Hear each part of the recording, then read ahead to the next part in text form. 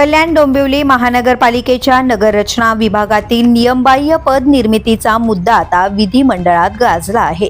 पालिकेची आस्थापना मंजूर नसताना आणि शासनाची परवानगी न घेता 1.5 वर्षांपूर्वी नगररचना विभागात नगररचना विकास अधिकारी म्हणजेच TDO आणि उपअभियंता म्हणजेच DE अशी नवीन पदे निर्माण करून त्या पदांवर 3 अधिकाऱ्यांची नियुक्ती करण्यात आल्याचा आरोप करण्यात आला आहे। या प्रकरणावर विधानसभेत प्रश्न उपस्थित करत शशिकांत शिंदे यांनी नियमबाह्य नियुक्त्यांचा मुद्दा पुन्हा उपस्थित केलाय।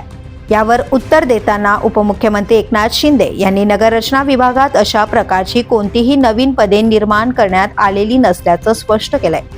उपमुख्यमंत्र्यांच्या या उत्तरामुळे नगररचना विभागात ही पदे निर्माण करणारे अधिकारी अडचणीत येण्याची शक्यता व्यक्त केली जाते।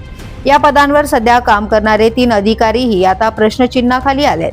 मिळालेल्या माहितीनुसार नगररचना विभागातील एका वरिष्ठ अभियंत्याला सहाय्यक संचालक नगररचना पद मिळवण्याची इच्छा होती।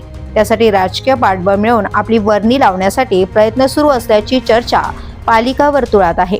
या पार्श्वभूमीवर तत्कालीन आयुक्तांनी नगररचना विभागातील कामे वेगाने मार्गी लावण्याच्या कारणावरून नगररचना विकास अधिकारी हे नवीन पद निर्माण केल्याचा आरोप केला आहे। दरम्यान या पद निर्मितीचा आदेश सहाय्यक संचालक नगररचनाकार संतोष डोईफोडे यांनी गेल्या वर्षी ऑगस्ट महिन्यात काढल्याचं समोर आलंय। मात्र या नवीन पदांमुळे पालिकेतील ज्येष्ठ अधिकाऱ्यांमध्ये नाराजी निर्माण झाली होती। आता हा विषय विधिमंडळात गाजल्याने या संपूर्ण प्रकरणाची चौकशी होण्याची शक्यता व्यक्त केली जाते। The police news bureau, Kalyan Dombivli.